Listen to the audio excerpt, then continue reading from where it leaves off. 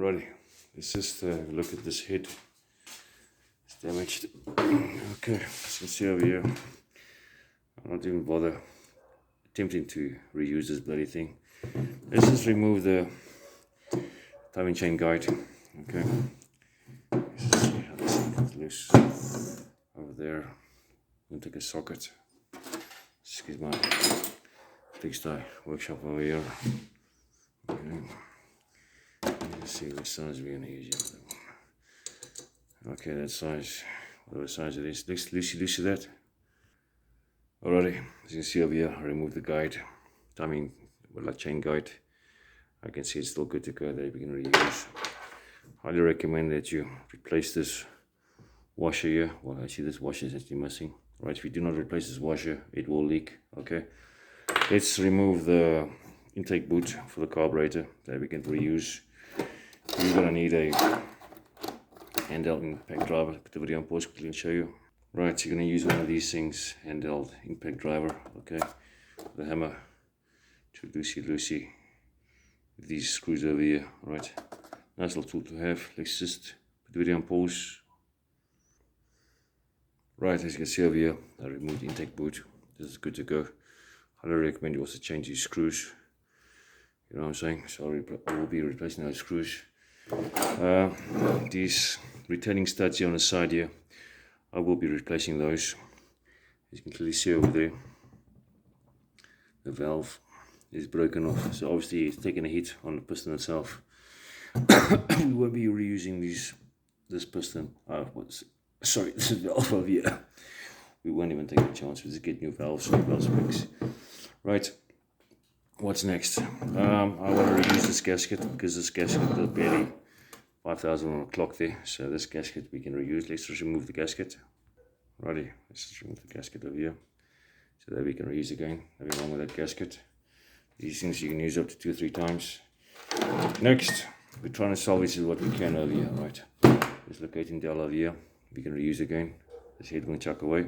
Let's remove this dowel over here. Okay, as you can see, I used a pair of pliers to remove it. That we can use again. Now we need a socket, a nice tube one. We want to reuse these retaining and these retainers over here and these collets. Okay, nothing wrong with those.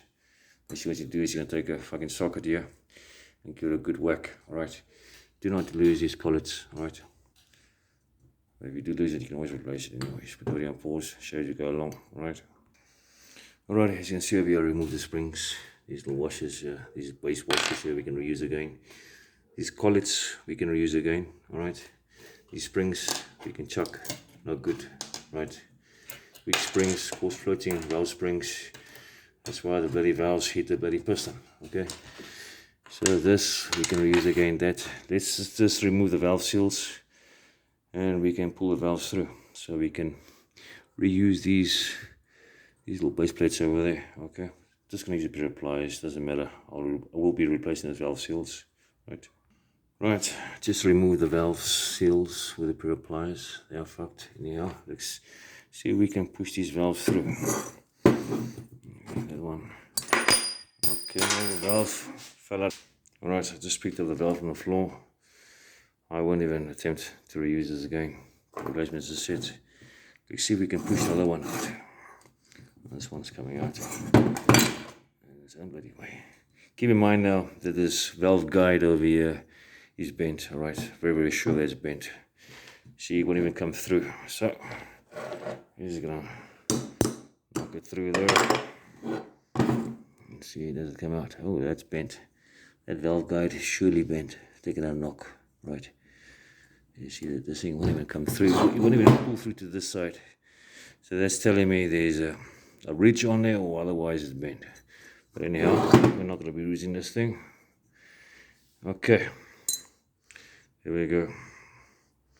For a clean off. Obviously it's taking a bit of a whack. Okay. So as I said before, we'll be replacing these. What do you call it? Exhaust header bolts. And of course these 4 retaining studs. Let's see if we can remove these. Put the video on pause.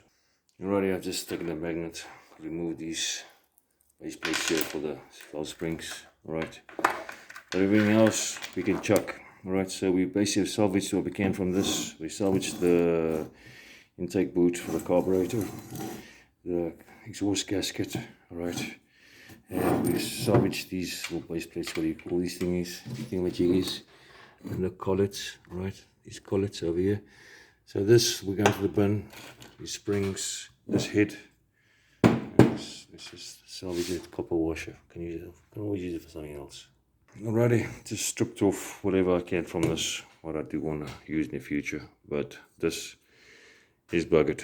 Keep in mind that that valve guide is probably bent, good chance it's bent, and there's no ways you can get the airflow or the exhaust fumes to escape properly through, something like that. Okay, so this is buggered. Right, let's just see, put this one side, let's just see we're going to use that. We're going to be using the collets. Whatever you do, don't lose these things. Whatever you do, it's fine, you can always replace them. So there's 4 collets we can reuse. Those 4 we can reuse. That and that. And use it for something else. This and that and the head, of course, we can chuck. Okay, thank you.